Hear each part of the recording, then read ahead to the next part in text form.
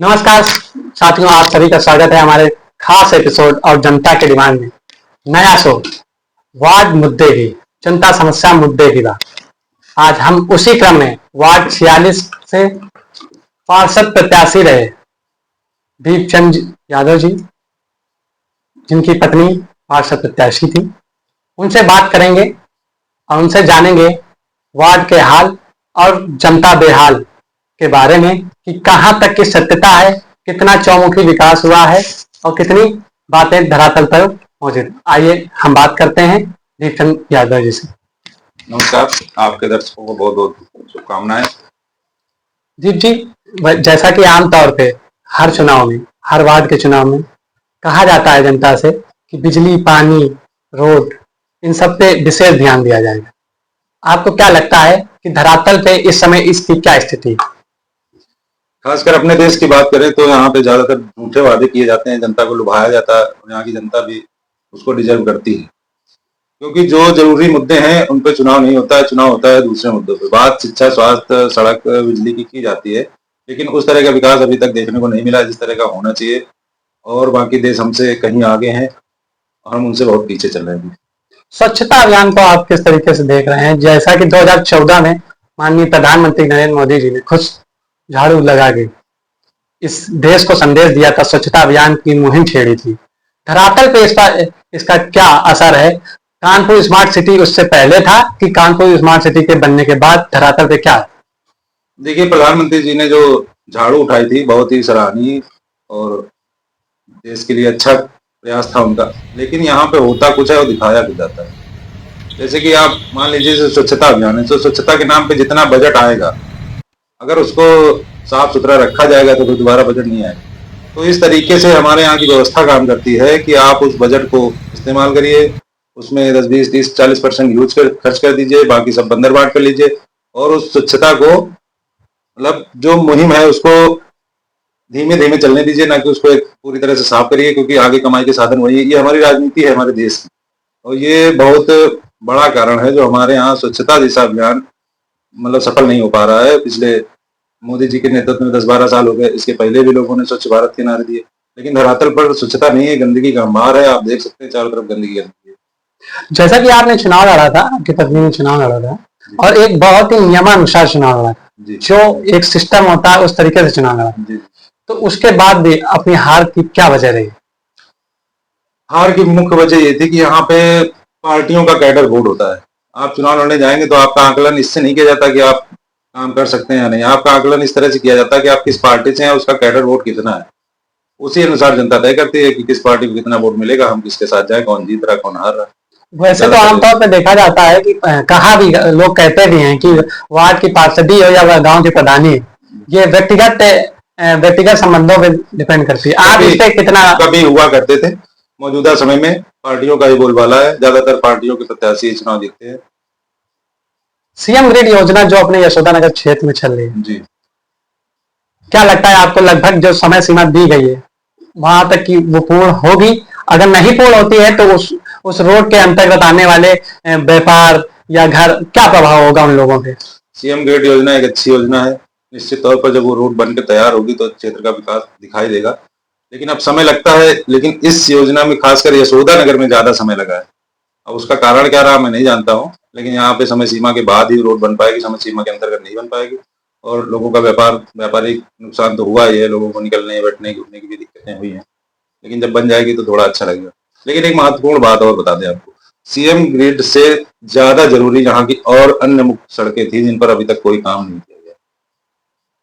जैसे कि गिना सकते हैं? जैसे कि सैनिक चौराहे की एक मुख्य रोड है जिस पर हर साल गड्ढे होते हैं और बड़े बड़े गड्ढे होते हैं, और उसको हर साल बनाया जाता है, हर साल टेंडर होता है, हर साल बनती है, लेकिन वो उसकी क्वालिटी ऐसी होती है कि वो 7-8 महीने बाद बरसात आते आते गड्ढे फिर जाते हैं। इसका मुख्य कारण क्या होता है? मुख्य कारण क्या, वो मॉडल, जो विकास का मॉडल है जिसपे आप काम कर रहे हो, उसमें कोई मतलब ठोस वो नहीं है कि आपको किस तरीके से नाले बनाने हैं, किस तरीके से रोड बनानी है, नाले रोड का पानी कहाँ जाएगा, जल बहाव होगा कि नहीं होगा। बस काम चलाओ, सड़क बन गई, चिकनी हो गई, फोटो खींच गई, पड़ गया, 4 महीने बाद टूट गई, काम खत्म, फिर बजट आया, फिर पास, फिर कमीशन पक्का। अक्सर देखा गया है, आपके सोशल मीडिया अकाउंट में भी देखा गया है कि आप यशोदा नगर मतलब समाज हित में यशोदा नगर क्षेत्रों की कई रोडें, कई कूड़े का ढेर, कई इन सब मुद्दों पे बात करते हैं। आप इसको समाज हित कह सकते हो, लेकिन मेरा क्या, हर नागरिक का एक सपना होता है कि वो जहाँ रहे जी। वो जगह, क्षेत्र, शहर साफ सुथरा हो, तो उसको भी बताने में गर्व महसूस हो कि हम कानपुर शहर में रहते हैं, हमारा शहर इतना साफ है, या हम यशोदा नगर में रहते हैं, हमारा यशोदा नगर साफ। जब हम रोडों से निकलते हैं तो हमको बुरा लगता है, तो हम वीडियो बना के डाल देते हैं, उसकी शिकायत करते हैं। काम भी होते हैं, बहुत सी रोडें बनी है, शिकायत पर बनी है। आगे भी मुझे विश्वास है कि ऐसे काम चलता रहा तो आगे भी काम होता रहेगा। नहीं तो जैसा कि देखा गया है कि आमतौर पे जो जनता होती है इन सब चीजों की आवाज नहीं उठा पाती। क्या वो एक राजनीतिक फंडा कहा जाए कि आदमी एक और लालछन लगाता है कि आप विपक्ष के हैं इसलिए आप आवाज उठा रहे हैं? आप कह सकते हैं, अक्सर होता है लोग विवाद नहीं लेना चाहते, विरोध नहीं करना चाहते, जबकि मैं इसको विरोध नहीं मानता। जितने भी क्षेत्रीय पार्षद है, सबसे मेरे व्यक्तिगत संबंध है। लेकिन अगर जनता वोट ही नहीं देगी तो पार्षद आदमी कैसे बने? नहीं, जो पार्षद हैं उनका ये काम है कि वो क्षेत्र को साफ सुथरा रखे, जो भी जरूरतें हैं लाइट की, नाली सफाई की, रोड की, वो सब पूरा करे। और उनको करना चाहिए। उनको काम कैसे करवाना है ये जनता की जिम्मेदारी होती है।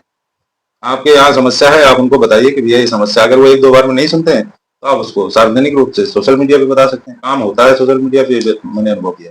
काम होता है, काम। तो मतलब सोशल मीडिया तो आज एक बहुत बड़ी ताकत, सोशल मीडिया बहुत बड़ा हथियार है, आप उसको सही से इस्तेमाल करें तो।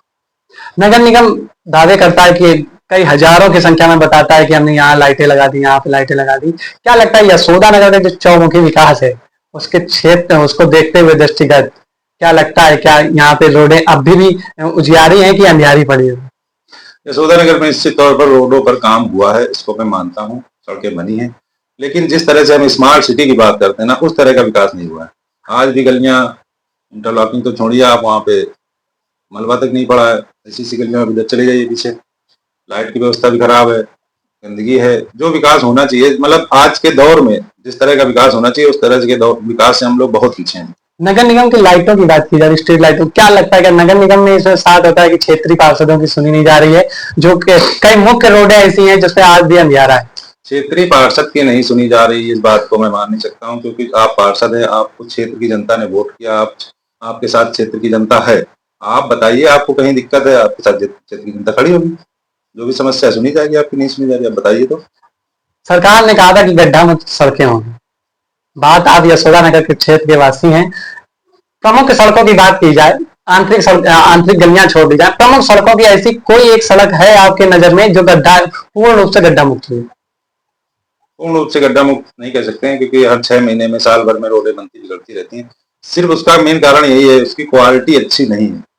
पहले आपको याद होगा, आज से 20-25 साल, 15 साल पहले जो रोडें बनती थी वो चलती थी 4, 5, 6, 7 साल तक चलती थी। आज तो ये हाल है कि हर साल आपको रोड बनानी है, हर साल रोड नहीं। अच्छा, कोई एक रोड देखा जाए, आमतौर पर इसी से याद आया कि कोई एक रोड बनाई जाती है, उसके बाद देखा जाता है कि सीवर लाइन डालनी है, फिर गैस लाइन डालनी है, फिर उसके बाद पता चलता है कोई केबल लाइन डालनी है। तो क्या इसका एक मॉडल तैयार करना चाहिए कि ये सिर्फ बजट को बढ़ाने या बजट पास कराने के तरीके हैं? क्या लगता है? अब आपको बता दें तो जो भी इस तरह की बैठकें होती हैं अधिकारियों और नेताओं में, ज्यादातर लोगों का मकसद होता है कि हम किस तरह से पैसा बना पाए। मुझे नहीं लगता 10-5% के अलावा कोई ये सोचता होगा कि हमें देश का विकास करना है, क्षेत्र का विकास करना है। लोगों को सिर्फ अपना विकास करना है, और यही मुख्य कारण है कि जब एक बजट से मोटा पैसा आप कमीशन के रूप में खा जाते हैं तो उसमें लगाने के लिए आपके पास बचता नहीं है, फिर वो उसकी क्वालिटी ज्यादा दिन तक चलने वाली है नहीं। आज एक सवाल और उठ के आया सोशल मीडिया के माध्यम से कि पेट्रोल लाइन पे 2 पार्क बनाए थे पूर्व पार्षद ने, उसका आज तक की किसी भी तरीके से उसका रख रखाव नहीं किया जा रहा है। क्या कहा जाएगा कि मतलब सबका अपने कार्यकाल से और अपने द्वारा किए ही कार्य से मतलब होता है, या अन्यथा या दूसरे के बाद पार्षदों के कार्यों से मतलब भी रखना चाहिए? अब ये उनकी व्यक्तिगत विचारधारा हो सकती है। मेरा मानना तो है कि अगर कोई काम सराहनीय किया गया है और वो पार्षद नहीं रहे या उनकी जगह दूसरे पार्षद आए हैं, तो उनको उस पार्क को और अच्छा डेवलप करना चाहिए ताकि आपकी सराहना की जाए। कई लोगों ने आरोप भी लगाया कि नहीं, वो घेरने के मकसद से किया था। क्या लगता है ये जनता हित की चीजें हुई थी? जो पार्क बने, जो झूले लगे, ये जनता हित के लिए हुआ था कि उनका कोई और मकसद? नहीं, झूले लगे हैं, पार्क बना है, निश्चित तौर पर जनता को उसमें खेलना कूदना, बच्चे जाएंगे पार्क में टहलेंगे, उसमें व्यक्तिगत स्वार्थ मुझे तो नहीं लगता उससे कोई कमाई होने वाली। तो ऐसे और पार्क बनने चाहिए, बिल्कुल बनने चाहिए क्षेत्र में। एक तो सबसे बड़ी समस्या क्षेत्र में पार्क नहीं है, अब आप स्वास्थ्य मान लीजिए आपका खराब है, आपको टहलना है, बच्चों को खेलना है, कहाँ जाएंगे? पार्क होना बहुत जरूरी है, और अच्छी पेट्रोल लाइन से अच्छी जगह हो ही नहीं सकती, इसमें कम से कम 10-15 पार्क बन सकते हैं लगातार, और अच्छी एक मार्केट भी बन सकती है। बीच में अभी खबर चली थी कि टोटल पूरा जाली से पूरा लॉक किया जाएगा, फिर वो कई जगह थोड़ा सा कार्य भी किया जाता है, लेकिन उसके बाद वो हवा हवाई हो जाता है। इससे कुछ आपने जानकारी ली या फिर धरातल पे क्या बातें हुई? खबरें तो बहुत दिन से मैं भी सुनता आ रहा हूँ जी। कि यहाँ ग्रीन बेल्ट बनेगी, उसका एक पूरा मॉडल देखा था मैंने, जी। इंटरलॉकिंग रोड है, जी। उसपे बेंच पड़ी हुई है, पोल लाइट लगी जी। हुई है, पूरा मॉडल बहुत सुंदर लगा था, मुझे भी अच्छा लगा था कि यार इतना अच्छा अगर हमारे क्षेत्र में हो जाएगा तो क्या ही बात है। और सोच रखा था कि इसका श्रेय जिसको जाएगा उसको दिल खोल के हम लोग तारीफ करेंगे, भाई इतना विकास करा है। क्या लगता है, होना चाहिए कि नहीं होना? होना तो चाहिए, बिल्कुल 100% होना चाहिए। तो अगली बार आप चुनाव में फिर से मैदान में आएंगे जनता के लिए, और आएंगे तो जनता के लिए क्या नया होगा? जनता की वही मूलभूत समस्याएं हैं, देखिए रोड साफ हो, नाली साफ हो, स्ट्रीट लाइट हो, गंदगी ना हो क्षेत्र में, पार्क हो, बुजुर्गों के लिए बैठने की व्यवस्था हो, जहाँ हम सत्संग अपनी सार्थक चर्चा कर सकें, यही सब छोटी चीजें पार्षद के क्षेत्र में आती। वहाँ की बहुत बड़ा पार्षद कोई नेता तो होता नहीं, क्षेत्र को साफ सुथरा रख सके वही अच्छा पार्षद। तो अभी हमारे बीच आपने सुना, हमारे बीच थे वार्ड 46 के पार्षद दीपचंद जी। ऐसे ही हम जनप्रतिनिधियों से बातचीत करेंगे और चौमुखी विकास से लेके जनता की समस्या मुद्दे की बात करके आपके सामने रूबरू कराएंगे। बने रहिए, कैमरामैन रवि के साथ मैं Pradeep Mishra, news empty live.